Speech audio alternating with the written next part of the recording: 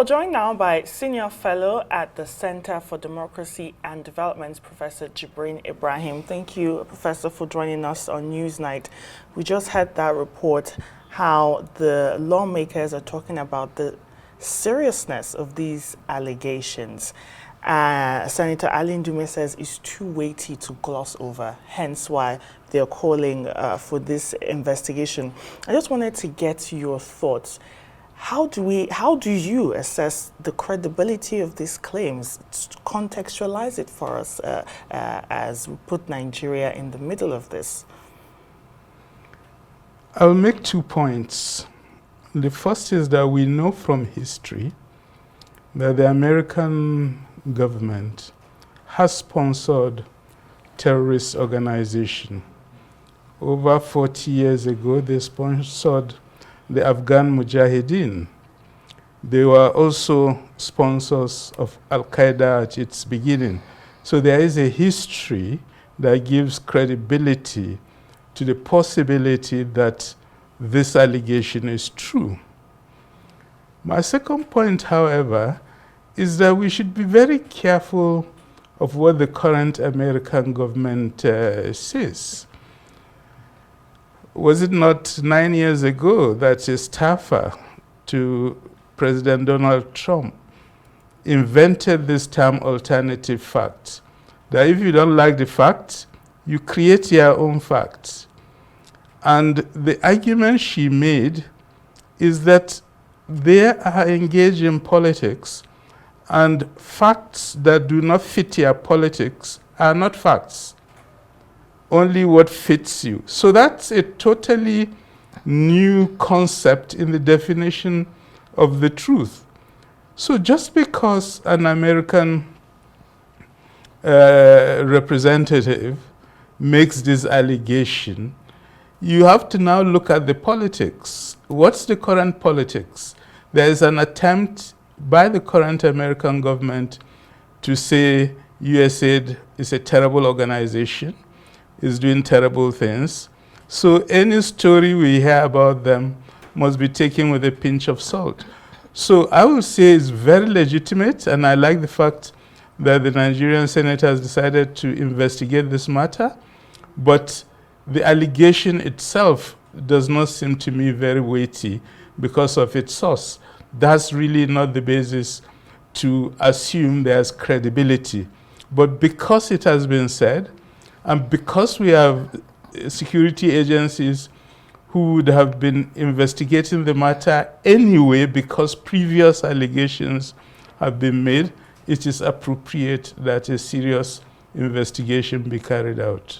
Okay, Prof, when you raise the level of skepticism as to the claims by the U.S. government, particularly Scott Perry, who made the claim about the funding of terrorist groups, and then I want to ask you if you're confident and you're also okay with the idea of the Nigerian Senate having these conversations behind closed doors.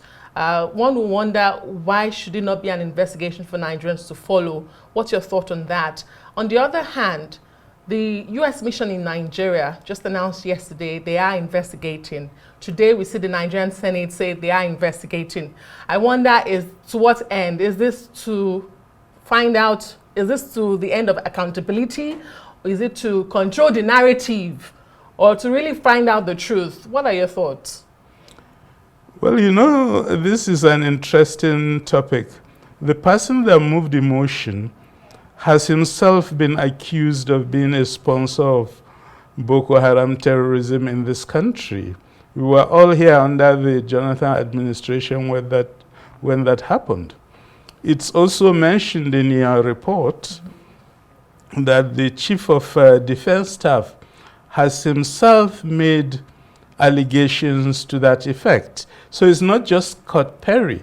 There are others who are making that allegation. In that case, my assumption would be the Nigerian security agencies would already be investigating. If indeed it is an active investigation by intelligence and security organizations, I will understand the necessity for a closed-door session. because it's an active investigation. They may not want to let hints out that will affect their investigation. So there may be justifiable reasons. I don't know there is, but I can envisage there could be justifiable reasons why they would want a closed-door session. And I think these allegations raise a bigger question when it comes to oversight mechanisms in place when it comes to international foreign aid, especially in conflict-prone areas. Do you agree with that thought that this raised that bigger question of what's going on or how to monitor the monies and make sure they're used for what they're meant to be used for? Let me tell you what I don't like. A lot of people are flippantly saying human rights organizations sponsor terrorism. No. Human rights organizations do human rights work. They don't sponsor terrorism. Some governments sponsor terrorism, and they use different means. USAID is not a human rights organization. USAID is an organ of the American government, and we know American government in its own history has sponsored terrorism, so that there is investigation of USAID that's to be expected. But I think we should be careful we don't extend this allegation very widely, thereby taking credible organizations and soiling their names. So if these allegations prove to be false, what does this mean for the relationship between both countries, particularly in counterterrorism? And when it proves to be true, what then does that mean for Nigeria's credibility when it comes to foreign assistance? And I want to narrow this particularly to fighting insecurity. As you have seen, Boko Haram, mentioned by Scott Perry, has been here for over a decade, and we still continue to fight it. Well, you know, the history of Boko Haram is very well known. There are factors in our history, in our society, that created favorable conditions for such an organization to arise and for such an organization to be sustained. Such organizations also have great survival skills. We know, for example, that Boko Haram has made millions of dollars by capturing foreigners and receiving huge ransoms. I remember when some years ago they captured a French national. The French government had to pay millions of euros through the Cameroonian government to get them released. So they also have their ways of operating that could sometimes be effective.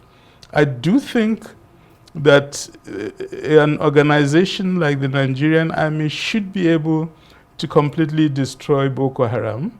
I feel not enough effort has been made towards that end, that more determination should be made in the fight against terrorism in this country, and that the possibility of eliminating it, while difficult, exists, and that's what should be pursued. On the other side, on the other hand of my question about the diplomatic relationship between both countries, should this prove to be false, and I mean counterterrorism fight, we do get support and financing from across the world, not just the United States.